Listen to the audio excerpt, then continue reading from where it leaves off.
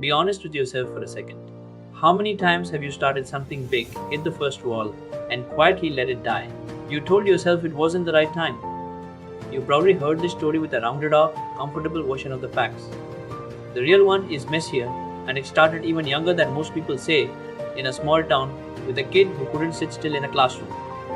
There was no family business waiting, no inherited capital, no connections in a boardroom somewhere. Just a teenager who kept getting rejected and kept showing up anyway, city after city, guest house after guest house. Here's the pattern worth naming. You wait for the perfect resume, the right degree, the green light from someone above you before you let yourself try. You call it being responsible. You spend 3 weeks comparing tools, reading reviews, watching tutorials about the thing you haven't started yet. It feels like progress. It is actually a very comfortable form of standing still. You decided that confidence has to arrive before action. So you sit in a waiting room that has no exit. Nobody tells you the door was never locked. At an age when most people are still figuring out their timetable, this kid was walking into budget hotels across India, asking owners blunt questions about occupancy and pricing, getting doors shut in his face daily. He didn't have an MBA case study to follow. He built his understanding of the hotel business by getting turned away over and over and writing down why each time. A small grant meant for travel became his seed fund for something else entirely. He used it to keep visiting more hotels, not more countries, because he already knew what he was chasing. Nobody assigned him this task. He built a private, obsessive map of budget hotels across a country most investors consider too chaotic to standardize, one visit at a time. Here's where your excuse usually forms. You think you need the business plan finished before you're allowed to be obsessed with something. He had it backwards, and it worked because of that. So, where does your stalling really come from? It's rarely laziness. It's usually a fear so specific you've never said it out loud, even to yourself. Somewhere early on, a teacher, a parent, a whole system taught you that one bad mark, one wrong move follows you forever. So now every decision feels like it has to be the right one immediately. It didn't come from a background obsessed with credentials or a straight safe path. That absence of pressure wasn't luck stacked in his favor. It was one less voice he had to argue with in his own head. Where you might see the unpredictability of budget hotels and independent owners as a mess to avoid, he saw a system nobody had bothered to fix yet. Chaos was just an unclaimed opportunity to him. Your hesitation calls itself prudence, calls itself being thorough, calls itself waiting for the right moment. Strip the language away and it's the same fear his upbringing never installed in him as deeply. This isn't a story about a fearless prodigy. It's a story about someone who simply hadn't practiced flinching as many times as you have, so the flinch never became automatic. Everything up to this point sounds almost clean when you compress it into a highlight reel. What actually happened in between is where most people quietly give up, and it rarely gets told. He pitched a chaotic idea, standardizing budget hotels in a country where budget hotels meant stained sheets and broken air conditioners, to people who had heard 100 pitches that day. Most said no without blinking.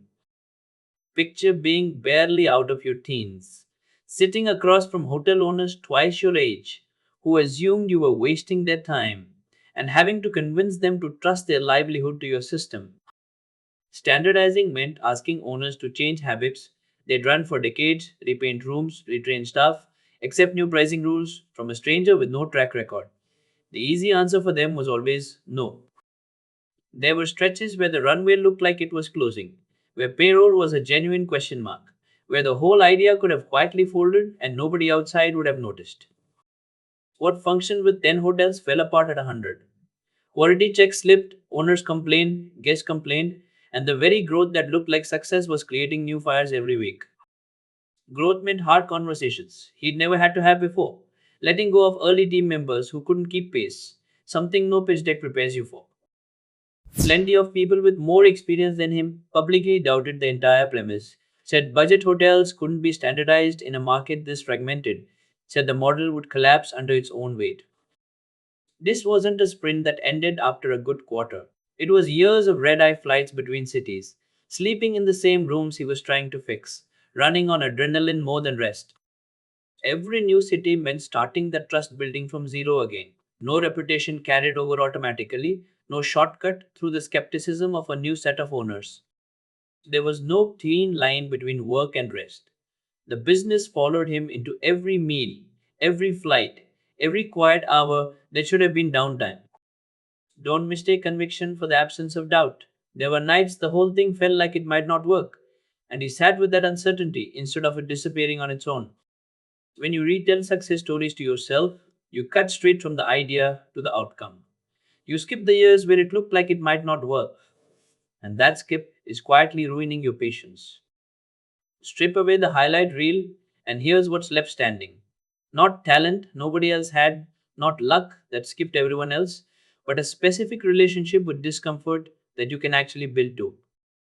He didn't wait to feel qualified. He started asking questions he didn't know the answers to yet, and let the answers arrive from doing it, not from preparing to do it. Every hotel owner who said no wasn't telling him he was wrong to try. They were handing him one more piece of information about what needed to change in his pitch. He didn't start with a grand national vision, he started with one hotel, one owner, one fixable problem, and let the scale come later, earned instead of imagined. Nobody in his position was told to specialize this narrowly this young. He did it anyway, because depth in one unglamorous problem beat being average across 10 interesting ones. What looked like an impossible mess to outsiders was, to him, simply a system nobody had bothered to organize yet. That reframe is available to you in whatever mess you're avoiding right now. Getting dismissed by someone twice his age didn't end the conversation for him. It just meant he'd come back with a better answer next time. Persistence outlasted embarrassment. He wasn't measuring his progress against classmates or a career ladder he was supposed to be climbing. He built his own clock, and that let him move at the speed the problem actually required. Don't misread this as a lesson about credentials.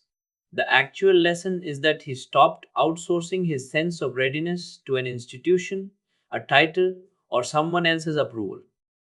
He held both at once, real uncertainty about whether it would work and a decision to keep moving anyway. That combination, not fearlessness, is what carried him through the worst years. So let's stop talking about him and talk about you. What is the version of the budget hotel sitting in your life right now? The messy, unglamorous thing you've decided isn't worth your obsession. Think about the thing you've read 10 articles about but never actually attempted. That's your version of waiting outside a hotel door instead of walking in. Ask yourself honestly whose permission you're stalling for, a boss, a parent, a version of yourself that only exists once everything feels certain. That person isn't coming to unlock the door for you. Think about the last time someone said no to you, and you let that be the end of the story. Instead of one data point in a longer negotiation, you gave up on too early. You keep waiting for your situation to feel orderly before you'll commit to it. He built the company inside the mess, not after it was cleaned up. The mess was the opportunity, not the obstacle. Remember that your hesitation was taught to you somewhere along the way. That means it can be untaught the same way it was learned through repetition, just in the opposite direction. You don't need a national vision this week. You need one small, specific thing to get obsessive about. The way he got obsessive about one hotel before he ever thought about 100. What's the one door you've been standing outside of? Rehearsing reasons not to knock, while telling yourself you're just being careful. You don't need more information before you start. You need one uncomfortable conversation you've been avoiding. Have it this week and see what it actually teaches you. If this hits something real, tell me in the comments what door you've been standing outside of. I read them, and I'll be back next week with another one of these.